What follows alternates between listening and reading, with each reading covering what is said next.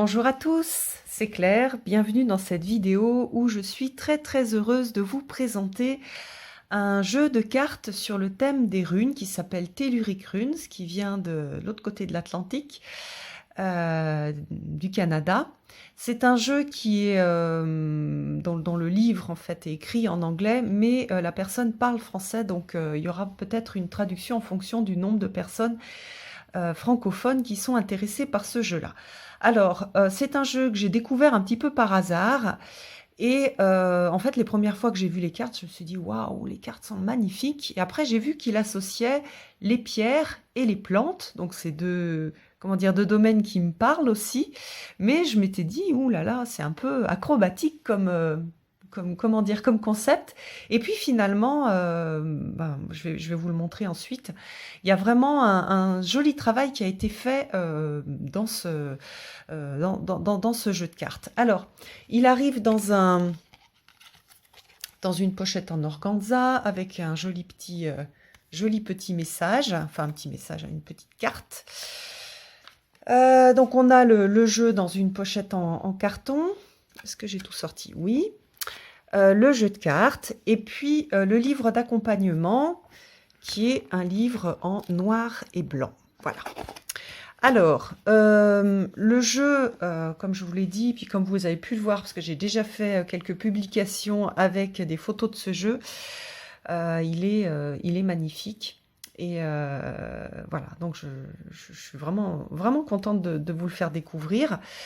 Donc c'est un jeu où on va voir la rune, on va voir la plante associée et la pierre. On n'a pas d'indication sur la carte, on va se référer au livre à chaque fois. Et vous voyez qu'on a quelque chose de super joyeux, de très... une énergie, comment dire, très naturelle. Moi, je trouve que les associations, on verra ensuite, qui ont été trouvées sont super intéressantes. Donc la taille du jeu, c'est une taille type tarot, donc c'est une taille classique. Je trouve que comment dire, l'utilisation de ce jeu permet de faire quelque chose de plus vaste que juste les runes. Alors c'est comment dire, une appropriation, en fait, une transformation un petit peu de l'utilisation des runes. Et moi, c'est quelque chose que je trouve toujours super intéressant, même si on s'éloigne de la tradition 100% runes. Alors, l'artiste est en train de réaliser aussi un autre jeu sur l'OWAM. Donc voilà, oui, elle fait aussi un super joli travail. Donc moi j'aime j'aime le principe, j'aime beaucoup, hein, comme vous pouvez voir là, les cartes, elles sont vraiment super belles. J'aime beaucoup les associations. Et puis ce côté couleur. Donc c'est un jeu que j'utilise principalement en ressources. Je fais pas des tirages du jeu tout seul. Par contre, c'est tout à fait possible de le faire, mais voilà, moi j'aime bien en fait. Je trouve que l'idée justement d'avoir une plante et une pierre et la signification de la rune, c'est vraiment hyper adéquate pour cette, comment dire, cette position de ressource. Donc par exemple, je vais utiliser un tarot pour éclaircir la situation, et puis après je vais tirer une, deux ou trois cartes pour apporter des idées de ressources, et je vais m'aider donc de la signification de la rune, puis je vais pouvoir associer un travail avec une pierre et avec un végétal. Vous voyez ici, on a la fraise, c'est vraiment chouette. Un peu, voilà, ça me plaît beaucoup, qui est la fraise. Donc voilà, on a... je finis de vous montrer toutes les cartes. On a cette possibilité-là. Je vous ai pas montré le dos, je crois. Voilà, on a un végétal qui pousse dans la pierre. Donc on a cette idée de terre et de monde végétal.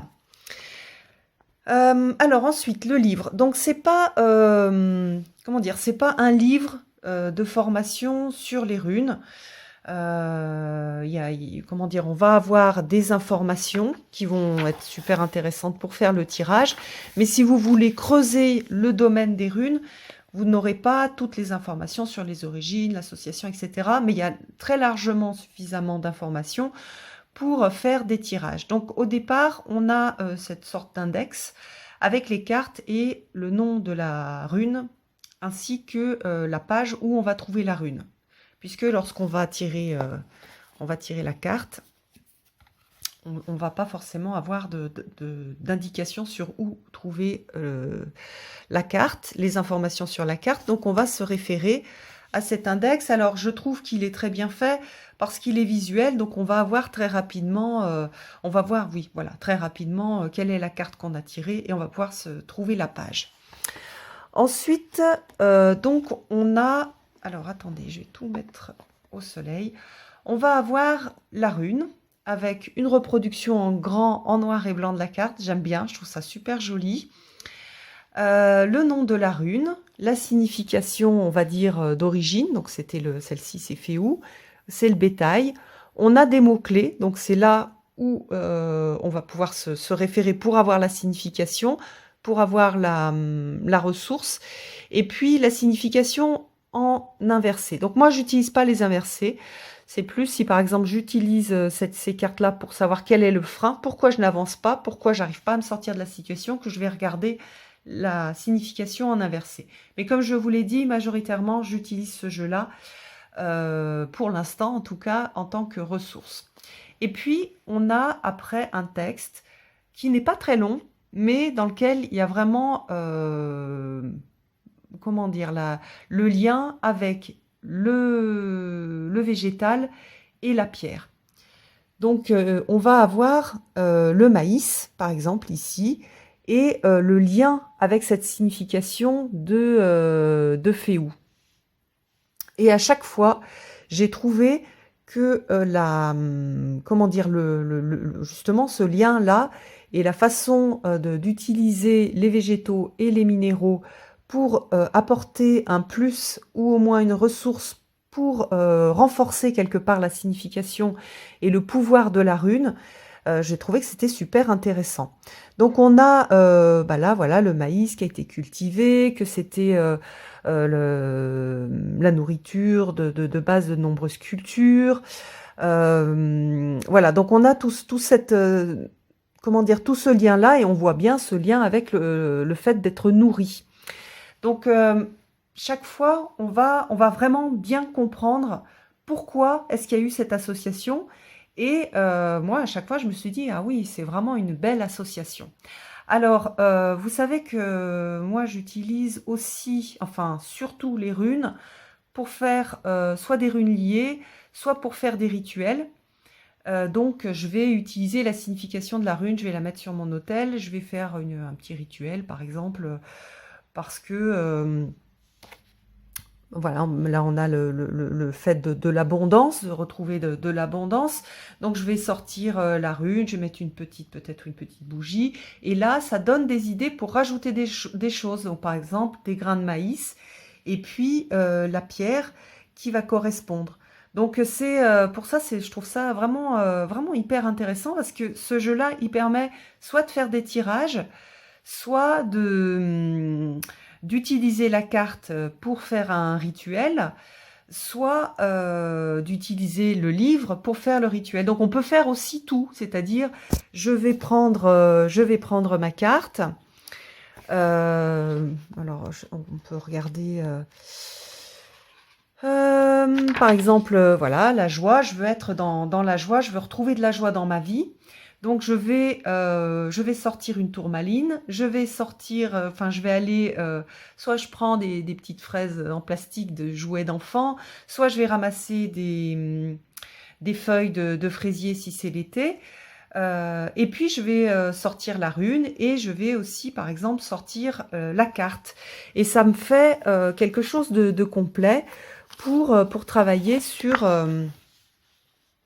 cette énergie de joie. Et franchement, je trouve que du coup, ça donne ça donne une autre dimension au jeu.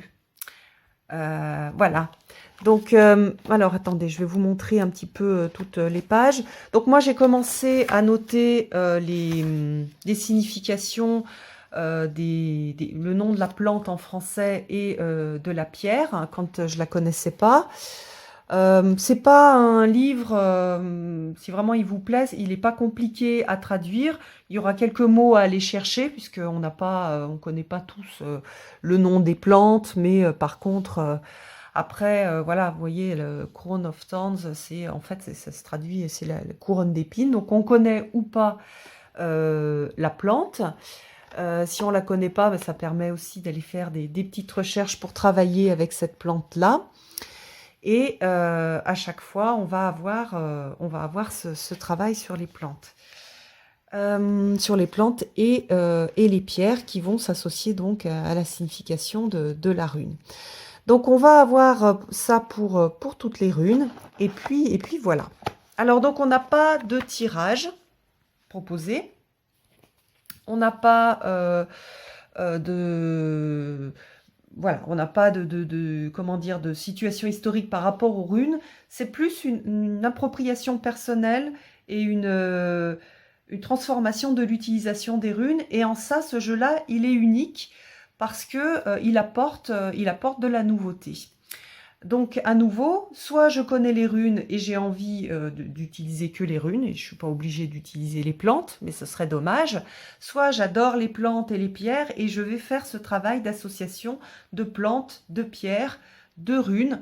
Et je vais par exemple, en fait j'ai un petit peu tout dans la rune, c'est-à-dire si je me fais un tirage de la journée, je vais voilà, tirer cette carte-là. Je sais que je vais travailler la joie, par exemple. Je peux garder sur moi la pierre qui correspond et puis avoir cette idée de fraise. Alors, je peux peut-être me mettre une fraise en photo sur mon téléphone et donc avoir ces énergies-là de Deva, en fait. C'est vraiment ça, on travaille avec des Devas. Qui vont m'aider à travailler sur ce thème-là qui est exprimé par la rune. Après, donc, deuxième possibilité, je fais un tirage classique, donc passé, présent, futur. Voilà, dans le passé, j'ai travaillé telle chose ou j'ai manqué de telle chose. Ça m'a créé un présent d'aujourd'hui avec telle disposition, et puis du coup je suis en train de me préparer tel futur. Et donc du coup à partir de ça, je peux, si ça ne me satisfait pas, si par exemple j'ai la rune Isa, voilà, hop, donc je vais avoir quelque chose d'assez figé, j'ai envie en fait plutôt de bouger. Et moi, c'est pas ça que je veux comme futur, c'est une rune, enfin, j'aimerais bien avancer, ou j'aimerais bien mieux, voilà, par exemple, recommencer quelque chose, être dans la nouveauté. Donc, je voudrais remplacer celle-ci par celle-là. Donc, je vais sortir celle-là, qui est celle de l'objectif, de là où j'ai envie d'aller, et je vais travailler avec la pierre et la plante qui est associée. Donc voilà, avec cette idée de commencement. Donc ça, c'est une autre possibilité. Il y a vraiment, enfin, le fait que tout soit associé, ça apporte plein de possibilités d'utilisation du jeu.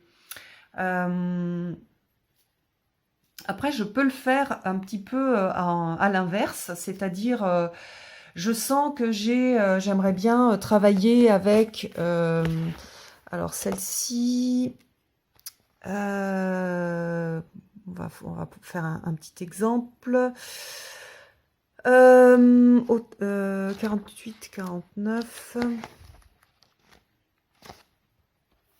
Donc je sens que j'ai envie je me sens proche d'une pierre. Alors là, c'est la spinelle. Bon, c'est pas une pierre, moi, que je connais bien, mais par exemple, j'en ai une et je sens que j'en ai besoin de cette pierre-là. Je vais sortir la carte et je vais voir avec quoi elle est associée. Donc, elle va être associée avec le vin, enfin, pas le vin, le raisin. Et puis, elle est associée avec Otala. Donc, je peux après sortir ma rune, je peux regarder ce qu'elle signifie. Voilà, la liberté, la maison, hein, c'est vraiment la rune de la maison.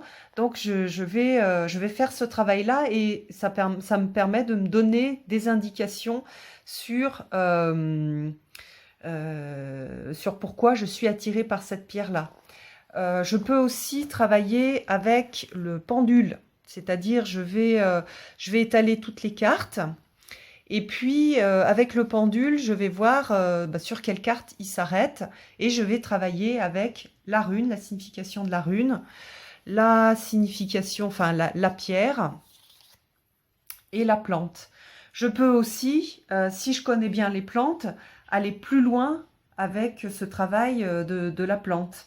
Donc je fais mon tirage, je vois que je tire telle rune avec telle plante et je vais aller travailler avec la plante. Je vais me faire par exemple des infusions, je vais manger de la salade de pissenlit, je connais les significations aussi et comment dire, les propriétés de la plante. Donc je vais bosser et je vais m'aider des propriétés de la plante. Ce sont des cartes avec lesquelles on peut faire des tirages de tarot, hein, comme j'ai montré tout à l'heure, passé, présent, futur.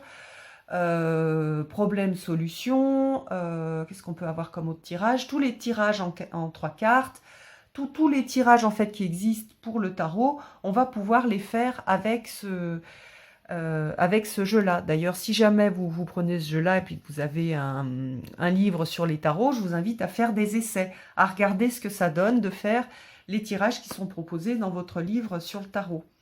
Voilà, donc écoutez, je remercie Lunaria Gold pour ce super joli travail. Et puis voilà, je suis vraiment contente de vous avoir présenté ce travail-là parce que c'est un travail unique, original. Donc ça fait toujours plaisir de montrer un peu la créativité des auteurs et des artistes. Et puis je vous embrasse tous et je vous donne rendez-vous pour une prochaine vidéo. À bientôt!